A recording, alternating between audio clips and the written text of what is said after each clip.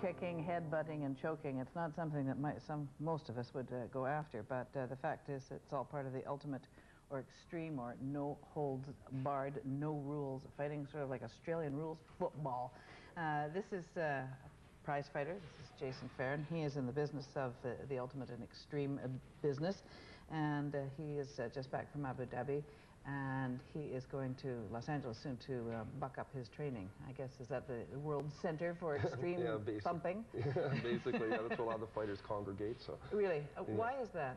I'm not too sure. I guess it's warm, it's comfortable. Oh, it's warm. Oh yeah, warm. I forgot about that. Before we talk about what actually goes on in these matches, which get good and bad attention, lots of bad attention, I thought we should take a little look at it and take a clip and see some guys in action here.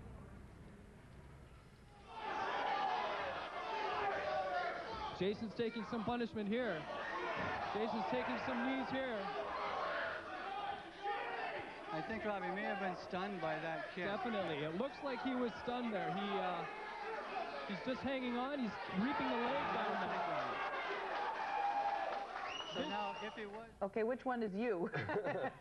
I was on the bottom there. Why have you got that big shirt on? I mean, can that be helpful? It was a uniform. I don't use it anymore. That's actually an old fight. That's one of my older fights. So I since lost that.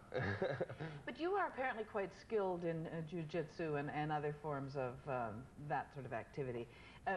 What is it that compels you about this no-holds-barred business? I guess it's the adrenaline rush. It's the same thing as, I guess, bungee jumping or other extreme sports. It's the adrenaline rush and the whole excitement of it, and I guess the danger is the danger. But you could jump out of planes and experience fear, exhilaration, and that kind of thing. I have more control here, so You do? Yeah, so I'm in control of what's going on rather than jumping out of a plane.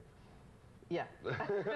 Rip. Yeah, exactly. Well, I mean, guys do get badly injured. In fact, a guy died week before last, and so it's no joke. This activity. No, well, it's unfortunate.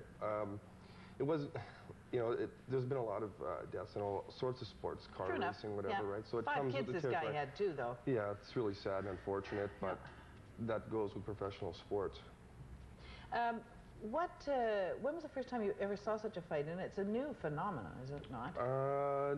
Actually, they've been doing it for about 65 years in Brazil, and they brought it up recently in North America 6 years ago, roughly. Yeah. Roughly about 6 years ago.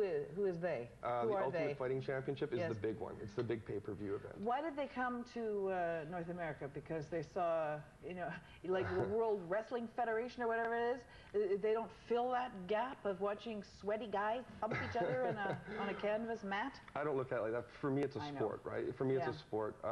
I guess they sell it like that. It's sort of the promoter's fault at times, all the hype and all the gore. But for me, it's a sport, so that's how I approach it. That's how I look at it, and how they market it.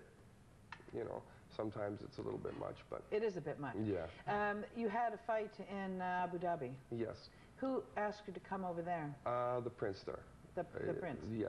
He said, come on over and... Well, he's a big fight fan. And is he? Yeah, and he watches all the different fights, and he selected different fighters to come over. That was actually just a straight submission fight. That wasn't no holds barred. That was just, there was no striking involved. So basically, it's for chokeholds, arm locks. It's more of a technical thing. More like wrestling then? Yeah, more like wrestling for points and that. So it never appealed to you to go the Olympic, I mean, I'm not trying to like turn you into a Mr. You know, sort of clean liver kind of guy. I mean, you may very well be, but why would you not go a more legitimate route? I mean, you may think this is legitimate, but you know, most people would be hard-pressed to say that it... Well, for a lot of martial artists, there's no venue to display their skills. What about kickboxing? I do jiu-jitsu, which is a grappling art, and there's no, I don't want to say there's no money in it, but there's no success in that, like big success, worldwide recognition or anything like that. I mean, kickboxing is even still, not many people know about that, but I mean, people recognize me on the street from doing this, so it's a way to get myself out there and display what I can do. And right. You want to be in the movies? Maybe eventually. I don't actually have a movie to give you. If you don't get your pretty face all mucked up. Yeah, you probably won't get punched in the nose in the same way that a boxer would. Right, yeah, it's more, this is more like a combination between boxing and wrestling. Yeah. So a lot of it happens on the ground, so it's not repetitive pounding to the face, whereas you'd see in boxing. right? So it's I'm sorry, but it does seem a bit much. And you don't, in some places you have to wear, is it a 6-ounce glove? a 5-ounce, 5-ounce yeah, glove, 5-ounce glove, which doesn't really make much difference. It's basically like a weightlifting glove. It looks like with padding on it. So some people say it's better.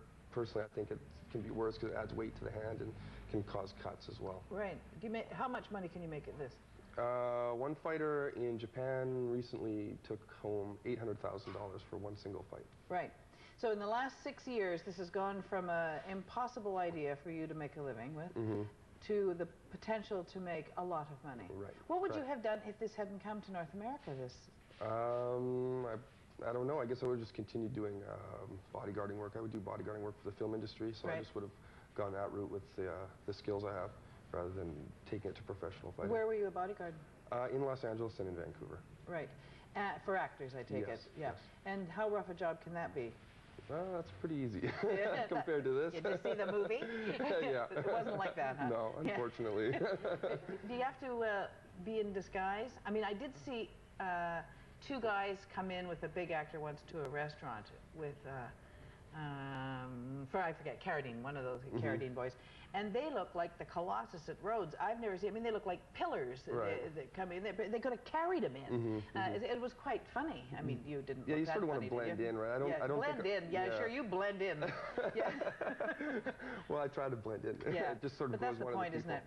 it? Yes, yeah. So where's your next fight? And can you have fights in this country? Not in this country. No. I'll be fighting in California, May 30th, I believe, the date, defending my title.